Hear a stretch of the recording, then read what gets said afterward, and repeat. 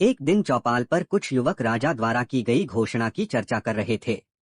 Fast ने सुना, राजा अपनी राजकुमारी के लिए वर खोज रहे हैं, जिसके लिए स्वयंवर आयोजित किया गया है। स्वयंवर में भाग लेने की कुछ बातें हैं।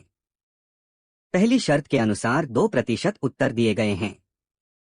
पहला सवाल है, गौशाला में 3 गायें हैं, बताएं कि कौन सी गाय की उम्र सबसे छोटी, कौन सी उसे बड़ी और कौन सी सबसे बड़ी। दूसरी पहेली है, एक बंद खाली कमरे को कुछ सामान बिना कैसे भरा जा सकता है। आगे युवक कह रहे थे, 2 पहेलियां किसी ने तय भी लीं तो अंतिम शर्त तो पूरी तरह से असंभव ही है। जरूर पहरे के बीच राजमहल में प्रवेश करना और फिर अंतपुर से राजकुमारी के पलंग के पांवों के नीचे से सोने की ईंटें निकालकर राजा के सामने लाना, इतनी हिम्मत कौन कर सकता है। तेजी से ध्यान से सभी बातें सुनी और अनमना सा घर वापस आ गया।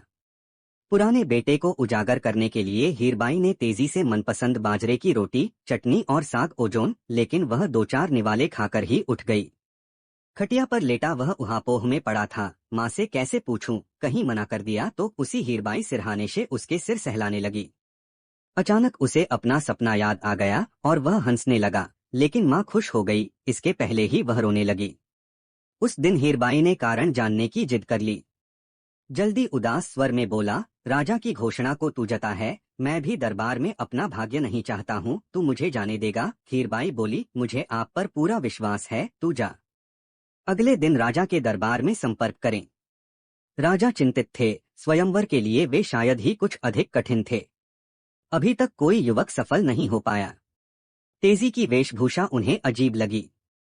फिर भी कुछ फंसाकर उन्होंने उसे गौशाला में भेज दिया जहां 3 लड़के थे।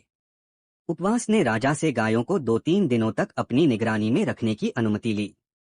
उसने गायों को 2 दिनों तक भूखा रखा। तीसरे दिन मैदान में घास का ढेर लगा दिया और उसके चारों ओर से बांस और रस्सी से घिसट घिसट कर छोटा बाड़ा बना दिया। फिर वह गायों को ले आया। एक ही झारखंड में पहाड़ी तक गांव वाली गाय की उम्र सबसे कम थी। कई बार लुढ़कने की कोशिश के बाद पहुंचने वाली गाय से बड़ी और निगाहें किसी तरह वाली बूढ़ी गाय थी। फास्ट के उत्तर से किंग पक्का हुए। दूसरी पहेली के लिए तेजपाल राजा से कुछ समय लेकर घर आ गया। वह समझ में नहीं आ रहा था कि बिना कुछ खाली कमरे को बुरा कैसे भरा जा सकता है। सोच सोचते एक सुबह अचानक उसका भी हल मिल गया। वह राजा के दरबार में संदेश भेजता है। राजा उसे खाली कमरे में ले गए। तेजी से कमरे की सभी खिड़कियां और दरवाजा खोल दिया गया है। कमरे के सूर्य प्रकाश से पूरी तरह भर गया। किंग फास्ट की समझदार से दोस्ती कर रहे थे। उन्होंने पूरी तरह से करने के लिए उन्हें तीसरा शर्त कहा। कुछ दिनों की मोहलत लेकर वह फिर घर लौट आया। माँ के साथ मिलकर तरकीबें सोच रही हैं। हीरबाई अपने बेटे के लिए चिंतित हो रही थी, लेकिन तेजी से हार नहीं मानी। उसने वेश परिवर्तन विच्छेदन राजमहल के आसपास से भी महल में प्रवेश करने की संभावना जाने और एक योजना बना डाली। तेजी से महल के पास घुमासाल में घास ले जाने वाले घसियारे से दोस्ती कर ली। घसियारा अच्छा इंसान था। तेजी से एक दिन उसे विश्वास में लेकर सारी बातें बताईं और कहा, मुझे घास के गट्ठर में छिपाकर महल के पास संदेश दो। उसकी बात मानक घसियारे ने उसे महल के परिसर तक पहुंचा दिया। वह घास के ढेर में छिपी रात होने का इंतजार कर रहा है। अंधेरे में कोई आसानी से नहीं देख सकता, इसलिए उसने काले रंग की पोशाक पहन रखी थी। आधी रात को अंधेरे में छिपते छिपाते वह राजकुमारी के कमरे तक पहुंचती है। राजकुमारी गहरी नींद में सो रही थी। पलंग के चारों ओर के पैरों के नीचे सोने के रंग में भी चमक आ रही थी। धीरे धीरे दुनिया की राजकुमारी। काली तस्वीर देखकर वह डर गया। तेजी से कहा, मैं यमदूत हूँ, परमात्मा ले जाने आया हूँ। राजकुमारी गोपनीय डरते बोली, मेरा विवाह होने वाला है, मैं जीना चाहती हूँ, मुझे छोड़ दो। तेजी से कहा, मैं भगवान छोड़ दूं तो यमराज दूसरे दूत को भेज देंगे, वह मुख्यमंत्री ले जाएगा। यदि तुम मरना नहीं चाहते तो सामने रखो संदूक में छिप जाओ, वह परमेश्वर नहीं खोजेगा। राजकुमारी के हामी भरते ही तेजपाल ने उसे संदूक में बैठाकर संदूक बंद कर दिया और सोने की ईंटें निकाल लीं। संदूक में बैठी राजकुमारी की नींद अब पूरी तरह से खुल चुकी थी।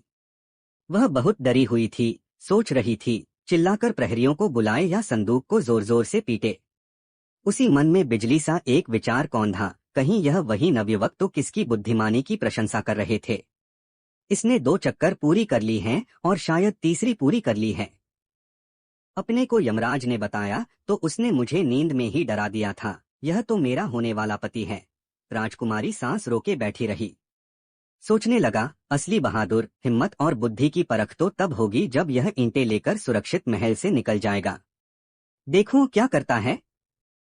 अब पाल तेज दबे पाव राजा के कमरे में संदेश सिरहा ने राजा की राजसी पोशाक रखी थी। उसने उसे पहन लिया और बाहर निकल गया। अंधेरे में प्रहरियों ने उसे राजा की आंखें झपकाकर सलाम किया।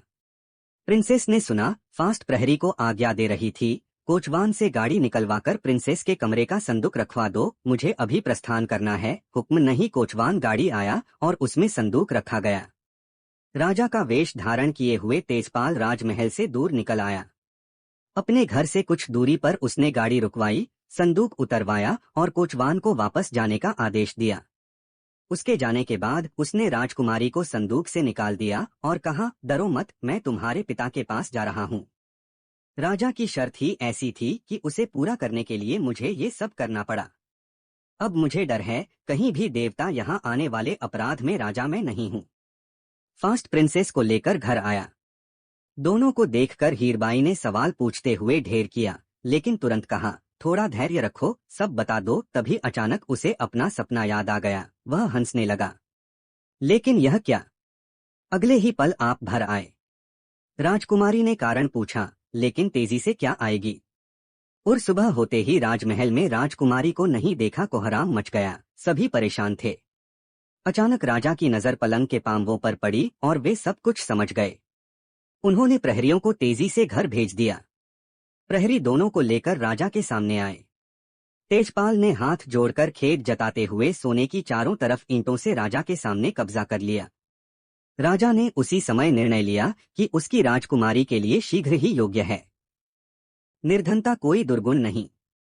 तेजी से अपनी शक्ति, बहादुरी, बुद्धि और शराफत से स्वयं को असाधारण सिद्ध कर दिया था। किंग ने बड़ी धूमधाम से राजकुमारी का विवाह तेजपाल के साथ कर दिया। अब तेजी से अपने हंसने रोने का रहस्य बता सकते हैं। उसका सपना सच हो गया था और अब केवल हंसने का कारण था, रोने का कोई कारण नहीं था।